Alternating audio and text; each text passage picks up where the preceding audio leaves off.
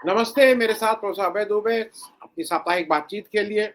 अभय भाई, मेरे ख़्याल में बिहार इलेक्शन को तो छोड़ के और कोई बात करना ज़रा मुश्किल ही है, क्योंकि बिहार में अप्रत्याशित रूप से वोट पड़े। हालाँकि जैसा आरोप था और जैसा योगेंद्र यादव साफ-साफ कह रहे हैं, आंकड़ों के उससे कह रहे हैं कि बिहार में एलिजिबल मतदाता 8 करोड़ 25 लाख, जो इस समय मतदान लिस्ट में हैं वो 7 करोड़ 82 लाख और इन 7 करोड़ 82 लाख लोगों ने बढ़-चढ़ कर हिस्सा लिया।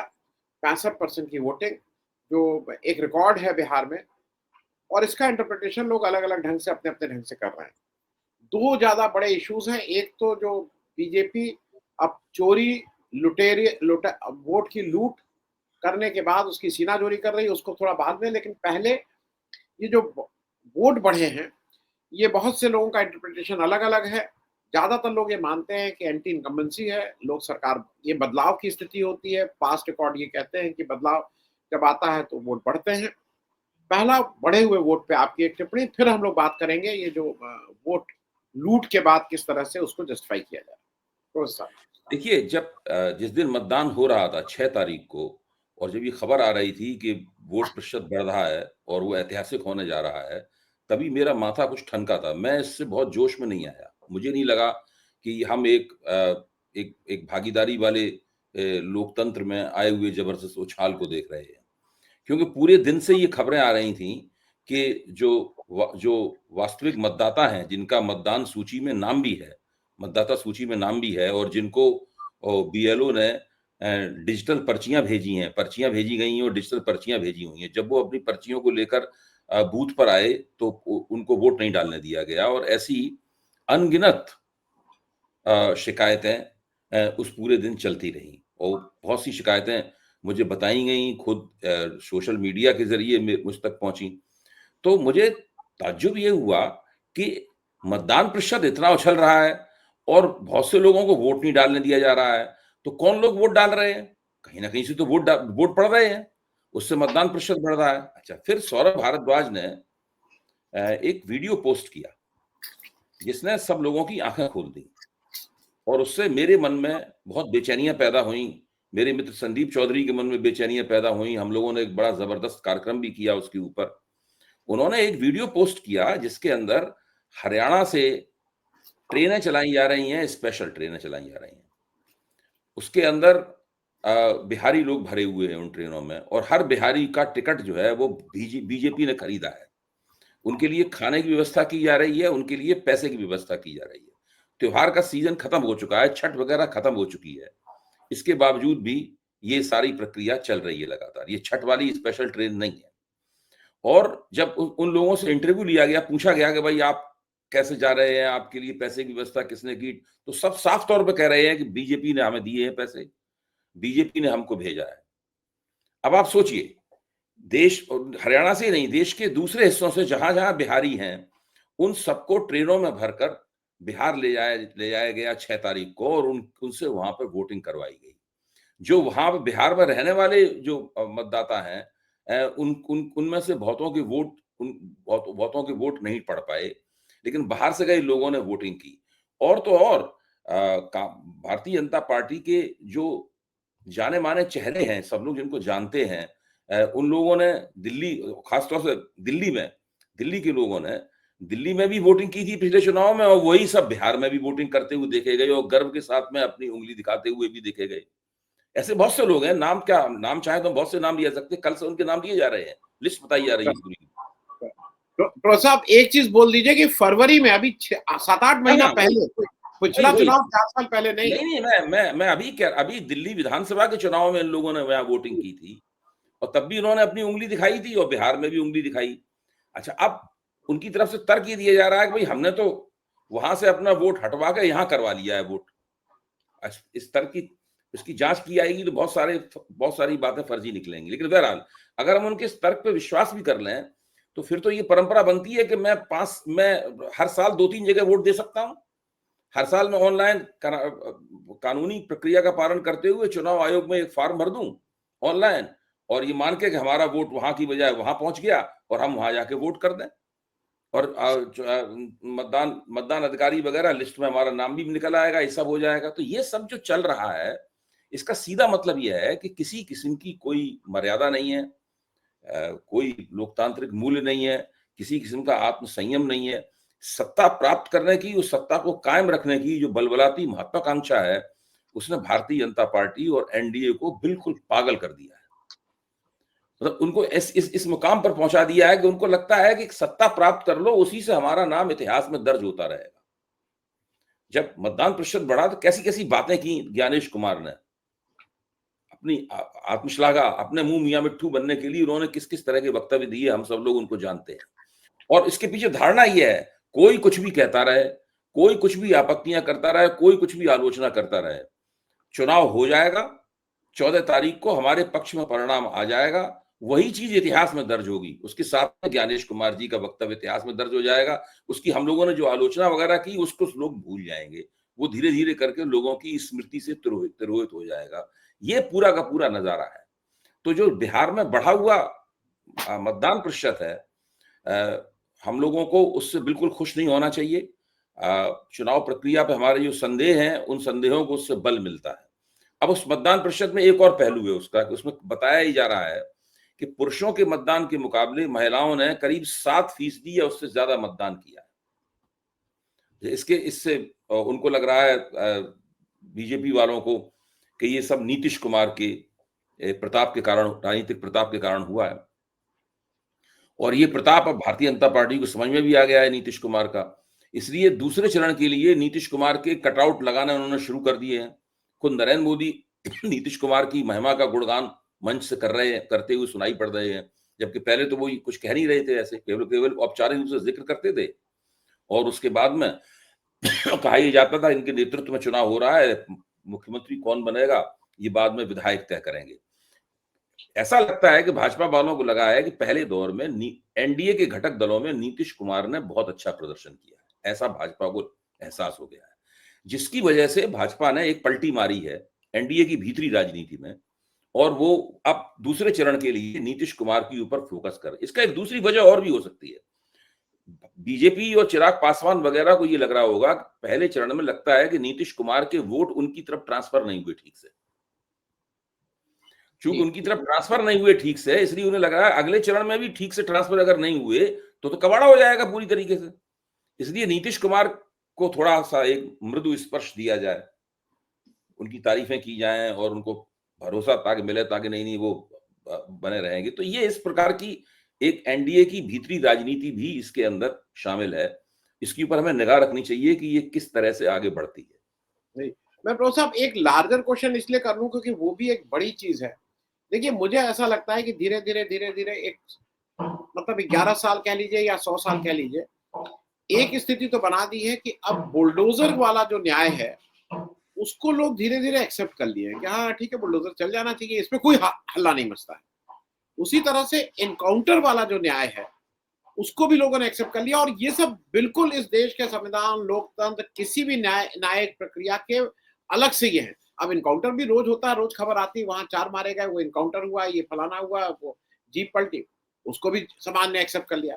उसी तरह से ये जो वोट की चोरी करते करते लूटना, और अब तो पूरी तरह से वोट को लूट रहा है, वो भी मेरे ख्याल में अगर इस पे लोग नहीं जगे तो ये भी एक्सेप्टेबल हो जाएगा कि ये सब तो चीजें। मैं इस पे एक टिप्पणी चाहता हूं कि बीजेपी आपने जो बात कही है बड़ी महत्वपूर्ण है आनंद जी। इसमें मैं केवल थोड़ा सा संशोधन अपनी तरफ से ही करता हूं, क्योंकि मेरे परिवार का जुड़ाव उस समस्या से रहा है।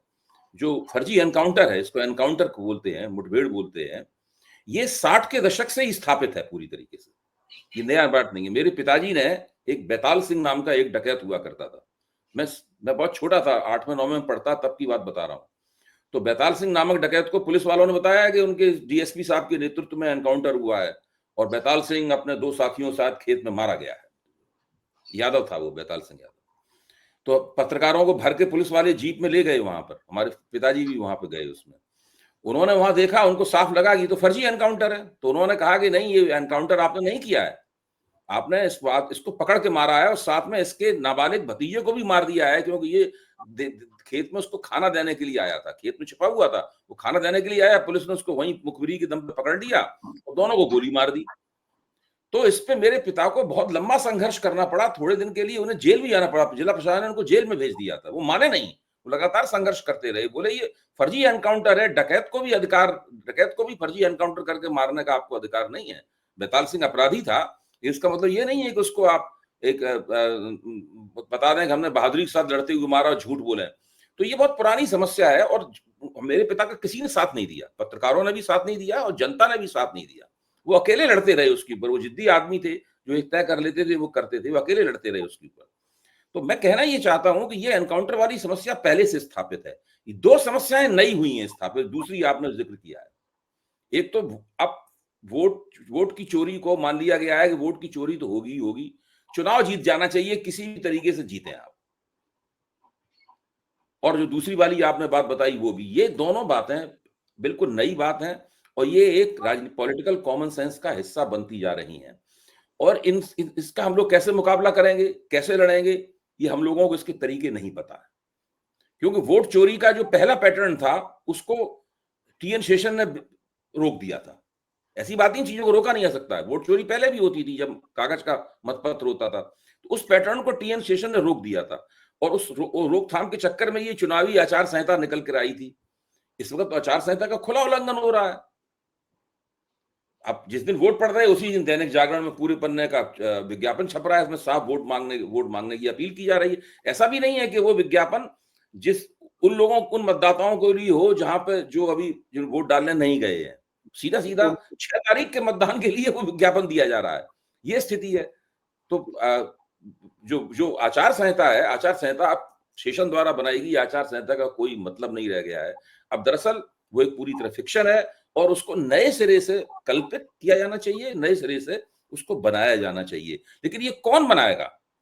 आप देखिए, मैं आपको ध्यान दिलाता हूं, जब 2024 का लोकसभा नतीजा आया, 5 जून को आया, जुलाई के महीने में ही नागरिक अधिकार के संगठनों ने, कुछ आंकड़ा विज्ञानियों ने बड़ी मेहनत करके 36 पेज का एक नोटिस तैयार किया और उस नोटिस को कानूनी भाषा में लिखा गया था। उस नोटिस में यह साबित किया गया था कि 76 सीटें लोकसभा की ऐसी हैं जहां पर गलत तरीके से हर कॉन्स्टिट्यूएंसी में चुनाव आयोग की मदद से 2-2 लाख, 1.5 लाख, पौने 2-2 लाख, पौन लाख, 75-75 हजार वोट इंजेक्ट किए गए। उनकी वजह से 76 सीटें भाजपा ने बेईमानी से जीती, क्योंकि जो जीत का अंतर था वो इंजेक्ट किए गए वोटों से कम था। और वो उन्होंने सिलसिलेवार उन सीटों को भी चिन्हित किया। इतना बढ़िया अध्ययन वो चुनाव आयोग को शिकायत के तौर पर नोटिस नाम से दिया गया। चुनाव आयोग ने आज तक उसका कोई जवाब नहीं दिया। उसमें रिटायर्ड अधिकारी देवा सहाय थे, शीतलवाड़ थी, उसके अंदर और भी कई इस तरह के लोग थे, हम सबको जानते हैं, जो नागरिक समाज पे, जनता के मुद्दों पे संघर्ष करते रहे। उस समय के जगदीप छोकर जिंदा थे, ये सब लोग थे, सब लोग थे।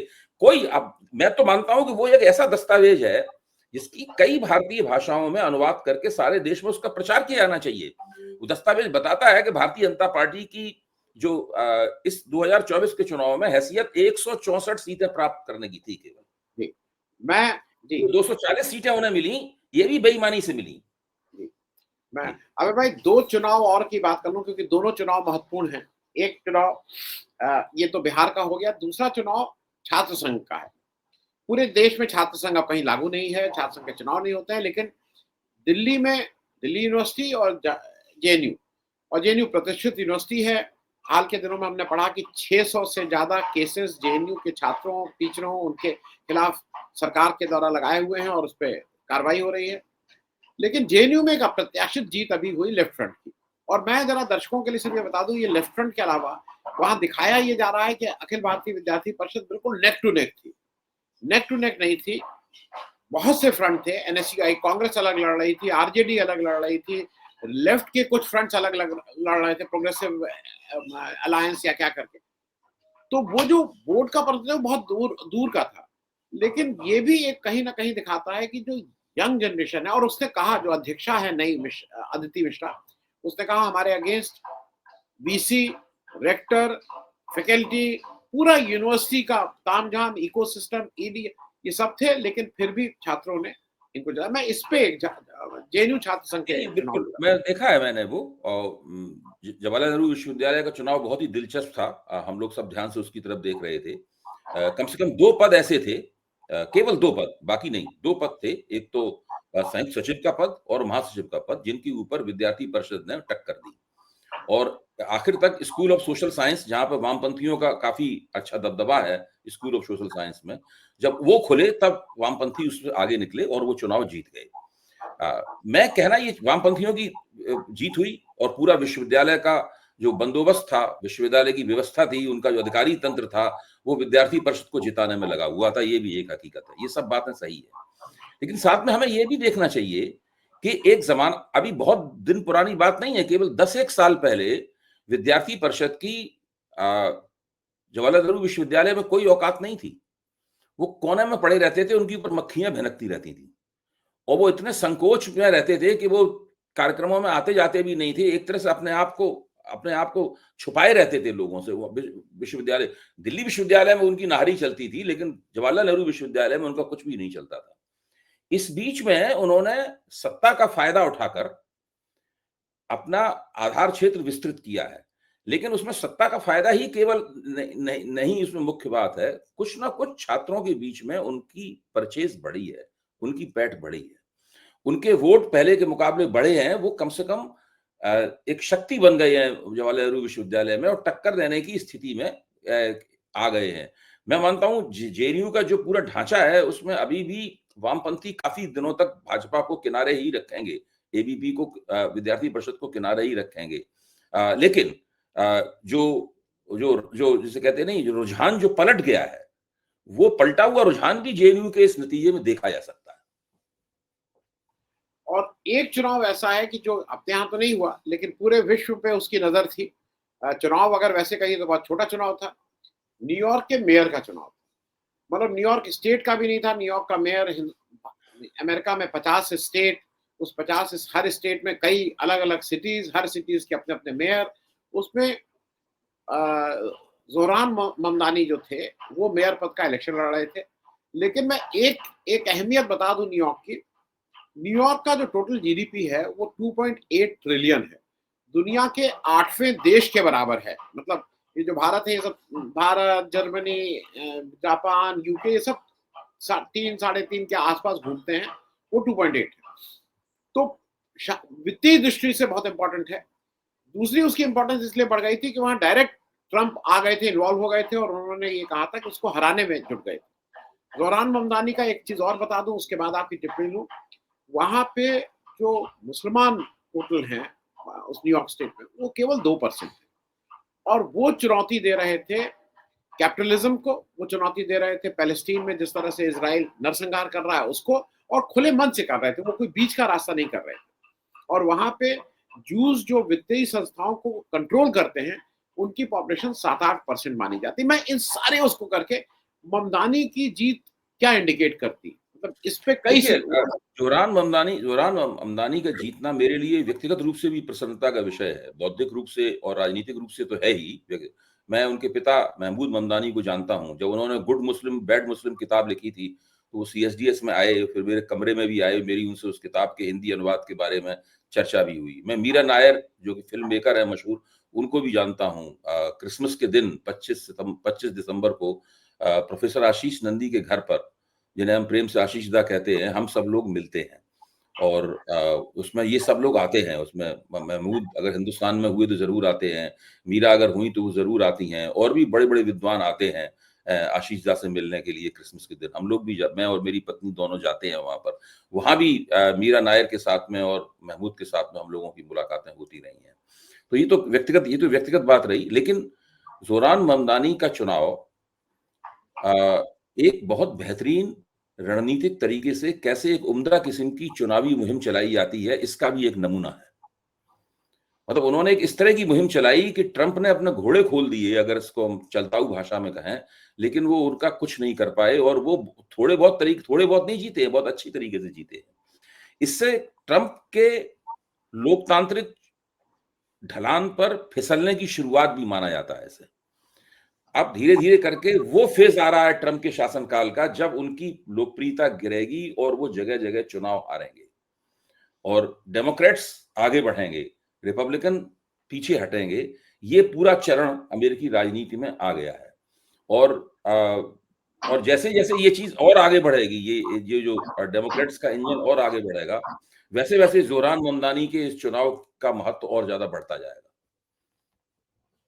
मैं एक इसी से रिलेटेड बात है प्रो साहब, मैं इसलिए उसको कर ले रहा हूँ क्योंकि ये सारी चीज़ें थोड़ी एनालिसिस वाली है। ज़ोरान ममदानी साहब की उम्र 34 वर्ष है। ज़ोर राहुल गांधी भारत में लगातार जेन ज़ी मतलब वही जो 18 ती मतलब 30-35 वर्ष के जो उससे कम के बच्चे जो हैं उनको। बिहार में बहुत यंग मतदाता हैं, मैं इसको पहले भी कह सकता हूँ, मैं फिर से रेखांकित कर दूँ, बिहार की 58% आबादी 25 साल से नीचे है। बिहार की मीन एज 22 साल है। ऐसे में राहुल गांधी लगातार जेन ज़ी नौजवान इन्हीं को एड्रेस कर रहे हैं, भाई देखो तुम्हारा वोट चोरी हो रहा है, बेरोजगारी है। कहीं न कहीं मुझे ऐसा लगता है कि ममदानी जिस बात को छू रहे हैं, वो लोगों की रोज़मर्रा की ज़िंदगी छू रहे हैं कि ये सब छोड़ो, हिंदू, मुस्लिम में काला, सफ़ेद और में आपकी रोज़मर्रा की ज़िंदगी। राहुल गांधी भी उसी को कहीं न कहीं यहाँ पे रेप्लिकेट कर रहे हैं, ऐसा मुझे लगता है, या उसी तरह की बात कर रहे हैं। तो क्या बिहार में जो वोट परसेंटेज बढ़ा है, वो ठीक है कि यहाँ से फर्जी वोट पड़ाए गए, लेकिन एक लोगों का कहना है कि वहाँ पे नौजवानों ने भी बढ़-चढ़ के हिस्सा लिया है, नंबर 1। दूसरा, बिहार में एक चीज़ पे और मैं आपकी चाहूँगा, बिहार का वोटर चुप है। इट्स अ साइलेंट वोट, चुप्पी है। वो बोलता हुआ वोट नहीं, मुखर नहीं है, जो जनरली होना चाहिए अगर वो मैं दोनों पे, जेन ज़ी और साइलेंट देखिए, वोटर। आप ऐसी बात कह रहे हैं, इससे उम्मीद बनती है। मैं भी चाहता हूँ कि बिहार में नौजवान लोग, बिहार के मत बढ़े हुए मतदान प्रतिशत में नौजवानों की पहलकदमी शामिल हो। मैं भी चाहता हूँ कि उन्होंने जाति के आधार पे वोट ना किया हो, बल्कि अपने रोज़गार, अर्थव्यवस्था, ये सब महँगाई, इन तमाम प्रश्नों के ऊपर वोट किया हो। मैं भी चाहता हूँ कि उन्होंने नीतीश कुमार और नरेंद्र मोदी के चेहरे पे वोट करने के बजाय तेजस्वी यादव और राहुल गांधी के चेहरे पे वोट किया हो। और आंकड़े भी बताते हैं कि तेजस्वी इस वक़्त बिहार के युवाओं में लोकप्रिय हैं और राहुल गांधी लोकप्रिय हैं, और नरेंद्र मोदी की लोकप्रियता युवाओं में अगर नापी जाए तो इन दोनों से पीछे है, इन दोनों से पीछे है। ये बात आपकी बिल्कुल सही है। लेकिन ये उम्मीद, इस उम्मीद में कोई आधार है, ये चुनाव परिणाम में पता चलेगा। जी, हाँ, चुनाव जी। परिणाम बहुत दूर नहीं है, 14 तारीख है, तब पता चलेगा कि हम जो उम्मीदें कर रहे थे, इन उम्मीदों का कोई आधार है कि नहीं। ये बात सही है कि इस वक़्त सारी दुनिया में लोकतंत्र एक प्रणाली के तौर पर संकटग्रस्त हो गया है, और उसको उस संकट से निकालने में राहुल गांधी जैसे नेताओं की, ज़ोहरान ममदानी जैसे नेताओं की और ऐसे ही कुछ अन्य नेताओं की बहुत महत्वपूर्ण भूमिका है, जिसकी तरफ हम सब लोग उम्मीदों भरी निगाह से देख रहे हैं। देखिए क्या होता है, नरेंद्र मोदी और डोनाल्ड ट्रंप और वो तुर्की में एर्डोगन और इस प्रकार के जो तमाम नेता हैं, इन नेताओं ने तो पिछले 10-12 साल से लोकतंत्र का इनकी हरकतों की वजह से कचूमर निकला हुआ है।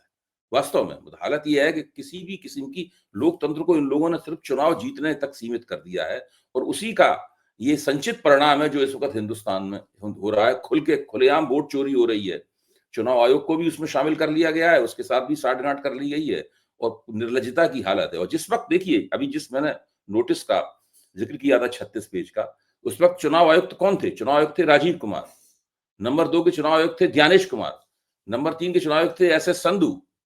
यही लोग थे चुनाव आयोग, तीनों चुनाव आयुक्त। वही लोग उसी प्रक्रिया को लगातार, वोट चोरी वाली प्रक्रिया को जो राजीव कुमार के ज़माने से शुरू हुई थी, अभी तक लगातार जारी किए हुए हैं। मैं अंतिम प्रश्न प्रोफ़ेसर साहब इसलिए इसको पूछ ले रहा हूँ, क्योंकि मुझे लगता है कि भारत में अगर चुनाव सुधार की बात बहुत सालों से होती है, पिछले 10, 25, 30, 40 साल, 50 साल से। लेकिन मेरे हिसाब से उसका जो पहला कदम अगर चुनाव की लोकतंत्र की वोट बचाने की अगर कोई है, तो पहला कदम उसकी बुनियादी ज़रूरत है, चुनाव आयोग को ट्रांसपेरेंट करना। उसके बिना अगर आप कुछ भी कर लेंगे और चुनाव आयोग की जवाबदेही, जैसे अभी भी चुनाव आयोग जवाब नहीं दे रहा है। जो राहुल गांधी ने प्रश्न उठाए कि भाई ये 22 जगह कैसे किया, डुप्लीकेट उसका क्यों नहीं चला, उस पे वो बिल्कुल साइलेंट है। जबकि ये भी पता है कि एक सॉफ्टवेयर जो 2-4 मिनट लेगा, अगर बिहार की ही लिस्ट में अगर उन्होंने सॉफ्टवेयर चला दिया गया होता, तो डुप्लीकेट वोटर्स 1 मिनट में बाहर हो गए होते। ठीक मैं बात। इस पे एक आपकी वो चाहूँगा कि अगर कुछ भी इस देश में अगर बदलना है, तो उसकी शुरुआत चुनाव आयोग के बिना नहीं हो सकती है, प्रोफेसर साहब। ये बात सही है, लेकिन अब आप खुद ही बताइए आनंद जी, चुनाव आयोग को चुनाव आयोग का हुलिया कैसे दुरुस्त किया जाएगा? क्योंकि चुनाव आयोग जिस जरिए नियुक्त होता है, उसके लिए जो तरीका इन लोगों ने बनाया है, वो तरीका किस तरह का है, हम सब लोगों को पता, हम लोग उस पर कई बार चर्चा भी कर चुके हैं। ये कैसे होगा? मेरा तो मानना ये है कि कुछ ना कुछ आम जनता को करना पड़ेगा और कुछ ना कुछ नेताओं को भी सोचना पड़ेगा कि वो अपने सत्ता के स्वार्थ से बाहर निकलें। अच्छा, लोग लोग बहुत उत्सुक हैं। जैसे एक वरिष्ठ पत्रकार ने कहा, एक कयास लगाया उन्होंने कि नीतीश और नायडू और राहुल गांधी भी जुड़ सकते हैं लोकतंत्र की रक्षा के लिए।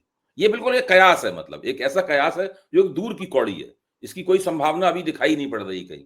लेकिन आप देखिए, इसने जब ऐसा वीडियो बन के सामने आया इस थंबनेल के साथ में, तो उसने बिजली जैसा असर किया। मतलब जैसे कि लोग इस प्रकार की संभावना के बारे में कल्पना कर रहे हो। अब सवाल यह है कि ये संभावना साकार कैसे होगी? नेता लोग अपना जो फौरी स्वार्थ है उनका, उस स्वार्थ को कैसे छोड़ेंगे? उस स्वार्थ को नेता लोग। अब सोचिए, नीतीश कुमार को जीवन में और क्या चाहिए? चंद्रबाबू नायडू को जीवन में और क्या चाहिए? क्या ये लोग उस लोकतंत्र की रक्षा नहीं कर सकते जिसकी वजह से इन्हें सब कुछ प्राप्त हुआ है? क्या इन दोनों को नहीं पता है कि नरेंद्र मोदी और ज्ञानेश कुमार मिलकर क्या कर रहे हैं? इन्हें नहीं पता है? क्या इनके दिमाग में ये अंदेशा नहीं है कि नरेंद्र मोदी, अमित शाह और ज्ञानेश कुमार मिलकर इनकी पार्टियों को भी एक दिन खत्म कर देंगे? जो टेक्नोलॉजी कांग्रेस को हराने के लिए हरियाणा में इस्तेमाल की गई है और जो उधर महाराष्ट्र में इस्तेमाल की गई जो टेक्नोलॉजी, उस टेक्नोलॉजी को का इस्तेमाल करके एक दिन नायडू को ये लोग नहीं हरा देंगे वहां पर। तो ये सब बातें इन लोगों को पता है। इसके बावजूद राजनीति का जो फौरी स्वार्थ है, तुरंत हमें मिल जाए, माल मलाई काटने के लिए मिल जाए, उस चक्कर में बिल्कुल आंख बंद कर लिया है लोकतंत्र की तरफ से। अब देखिए, 3 लोग बैठे, आप टीवी चैनल की कल्पना कीजिए, उसमें 3 लोग बैठे हुए हैं। एक उसमें लोक जनशक्ति पार्टी का प्रवक्ता है, एक जनता दल यूनाइटेड का प्रवक्ता है और एक भारतीय जनता पार्टी का प्रवक्ता है। उसके सामने एंकर लगातार तथ्य रख रहा है कि क्या बेईमानियां हो रही, बेईमानी, चुपचाप बैठे हुए। ऐसा लगता है उनके चेहरे में कोई भाव नहीं आ रहा है, वो सुन ही नहीं रहे हैं कुछ भी। और फिर जब वो बोलना शुरू करते हैं तो कहते हैं सब गलत है, सब गलत है, सब गलत है, सब गलत है, सब गलत है। ये सब आप लोकतांत्रिक संस्थाओं को कमजोर कर रहे हैं, आप संवैधानिक संस्थाओं को कमजोर कर रहे हैं। इस तरह की बात भी नहीं उठानी चाहिए। उनका तर्क ये है, वो उस एंकर से कहते हैं कि आपको ये सवाल जो उठा रहे हैं, सवाल उठाना ही आपका गलत है। अब आप सोचिए, मैं अभी भाई, मैं इसलिए एक चीज और कह दूं चलते चलते, एक नई डिबेट जो जब से राहुल गांधी ने किया, एक नई, देखिए राहुल गांधी ने स्पष्ट कहा, ये काम, इसमें कहीं कोई दो राय नहीं है कि ये काम पत्रकारों का था। जो राहुल गांधी ने जो इन्वेस्टिगेशन किया, ये पत्रकारिता, मीडिया का काम। लेकिन क्योंकि जितने संसाधन लगने थे, जितना पैसा लगना था, उतना बड़े मीडिया संस्थानों में हो सकता है, लेकिन जो आम हम लोग जो इस तरह के मीडिया, इन लोग के पास इस तरह के संसाधन नहीं है। अब लोग ये भी कह रहे हैं कि राहुल गांधी ये सिर्फ प्रेस कॉन्फ्रेंस करेंगे, वो सड़क पे क्यों नहीं उतर रहे? वो और क्या सड़क पे उतरे, मतलब वो क्या सड़क पे करने लगे? मैं जरा इस पे ये सिर्फ जो राहुल गांधी ने सवाल उठाया है, उस सवाल को झुठलाने के लिए, उसको कमतर साबित करने के लिए तर्क दिए जाते हैं। एक तर्क ये है कि आप अदालत में चले जाइए। अरे भाई, हमारे मकान पे दबंगों ने कब्जा कर लिया है और कब्जा करने के बाद मुझसे कहते हैं जाओ अदालत से छुड़वा लो। हमारे लोकतंत्र पे दबंगों ने कब्जा कर लिया है और ये सब लोग कह रहे हैं कि जाओ अदालत में चले जाओ। अच्छा, दूसरी बात ये है कि वो सड़क पे, भाई सड़क पे क्या, इतनी बड़ी वोटर अधिकार यात्रा कर चुका है, सड़क पे कैसे उतरेगा? क्या करेगा वो सड़क पे? आत्मदाह। अब एक ही तरीका रह गया, अगर राहुल गांधी और हम सब लोग मिलकर एक चौराहे पे खड़े हो और आत्मदाह कर लें इसके विरोध में, खत्म हो जाए। अभी मैं वो कब्जा करने की बात बताएं, बहुत इंटरेस्टिंग। एक घर कब्जा हो गया, वो कह रहे हैं अदालत चले जाओ, और मैं हल्ला मचा के कह रहा हूं मेरा घर कब्जा होने जा रहा है, ये देखिए तत्, ये लाठी बल्लम, वो कह रहे हैं नहीं, कब्जा हुआ क्या? जब होगा तब आना, सबूत दो, कब्जा हुआ, सबूत तो कब्जा हुआ नहीं हुआ, अभी तो नहीं हुआ ना। तो आप ऐसे, तो ये असल में जिस तरीके से मीडिया को कैप्चर किया गया है, नैरेटिव को कैप्चर किया गया है, सब लोग बड़े बड़े मुकामों पे ऐसे ही लोग बैठे हुए हैं। देश का जो पूंजीपति वर्ग है उसको भी लग रहा है कि ऐसे ही लोकतंत्र पे कोई कब्जा कर ले, कोई फर्क नहीं पड़ता, उसके हितों की तो पूर्ति हो रही है। भाई कभी कभी देश का पूंजीपति वर्ग, उसके अंदर भी लोकतंत्र में दिलचस्पी होती है व्यक्तिगत रूप से। कुछ ना कुछ तो करना चाहिए किसी को। देखिए, अकेले राहुल गांधी नहीं कर सकते ये काम। हम और आप सोशल मीडिया के मंच पे बैठ के ये सब काम नहीं कर सकते। कुछ ना कुछ कहीं ना कहीं कोई लोगों को जुड़ना होगा, कोई घटना होनी होगी, लोगों की दिलचस्पी बदलनी होगी। अब वो बिहार के चुनाव से ही वो प्रक्रिया शुरू होगी कि नहीं होगी, कौन क्या कह सकता है? नहीं, और एक दिलचस्प बात और बताएं, मतलब मैं इससे खत्म करूं, बिहार के उप मुख्यमंत्री deputy chief minister Vijay Sinha कह रहे हैं कि देखिए देखिए गांव वाले मेरे उसमें, वो फोन पे रिकॉर्डेड है, मेरे उसमें गोबर फेंक रहे हैं। अरे भाई, अगर आम जनता क्या करे, आप सुनने को तैयार नहीं है। आप इलेक्शन के समय ही उनको दिखाई देते हैं, इलेक्शन के समय भी आप इतने वोट वाले दिन दिखाई दिए, ना आपके ऊपर लाठी चलाई गई, ना वो फेंका गया, पत्थर फेंका गया, ना बम फेंका गया। अब आदमी गोबर फेंक दे रहा है और हम्म। आप डिप्टी चीफ मिनिस्टर हैं और आप कह रहे हैं इसमें देखिए हुआ है। 20 साल से आप सत्ता में हैं। मैं इसमें भी एक टिप्पणी चाहूंगा जो उनके ऊपर गोबर फेंका नहीं जा नहीं, रहा आप बिल्कुल देखिए, ये बहुत से लोगों के साथ हुआ है बिहार में, ये केवल विजय सिन्हा के साथ ही नहीं हुआ है। एक निर्वाचन क्षेत्र में तो बाकायदा उम्मीदवार को दौरा लिया गया, उसका क्लिप भी मौजूद है। बहुत जगहों पे हुआ है, बहुत जगहों पर भाजपा वालों को देख के लोगों ने वोट चोर गद्दी छोड़ के नारे लगाए हैं। ये सब कुछ हो रहा है बिहार में। लेकिन मैं मानता हूं, अब मुझे लगने लगा है राहुल गांधी की तीसरी प्रेस कॉन्फ्रेंस के बाद, कि ये सब होता रहेगा, लेकिन जब वोट खुलेंगे तो अगर भाजपा ने तय किया है कि हमें ये चुनाव जीतना है, तो वो आगे निकल जाएंगे। अगर भाजपा ने टेक्निकली तय किया है कि हम चुनाव हार जाना है हमें, उसके लिए भाजपा को कुछ करने की जरूरत नहीं। ईमानदारी चुनाव लड़ा, हार जाएंगे। भाजपा कहीं भी ईमानदारी चुनाव लड़ेगी, नहीं जीत सकती है। जी। अब देखिए, भाजपा के खिलाफ बहुत एंटी इनकम्बेंसी है, और 2024 के लोकसभा चुनाव में भी थी। उसी चुनाव में उनको बुरी तरह से हार जाना चाहिए था, लेकिन उस चुनाव में कम से कम ये गठजोड़ सरकार बनाने लायक सीटें निकाल लाए ये लोग। उसमें भी 76 सीटें बेईमानी से उन्होंने की हैं। देखिए, इस बात पे बहुत जोर देके कहना पड़ेगा कि ये जो 2024 का चुनाव है, भले ही हम लोग खुश हो गए कि हमने बहुमत छीन लिया भाजपा से, दरअसल भाजपा अल्पमत में थी उसमें बिल्कुल एकदम। और ये यही हथकंडा है जो सब जगह इस्तेमाल कर रहे हैं। देखिए क्या होता है, बिहार के चुनाव से तय होगा। बहुत बहुत धन्यवाद अभय भाई, thank you so much for joining.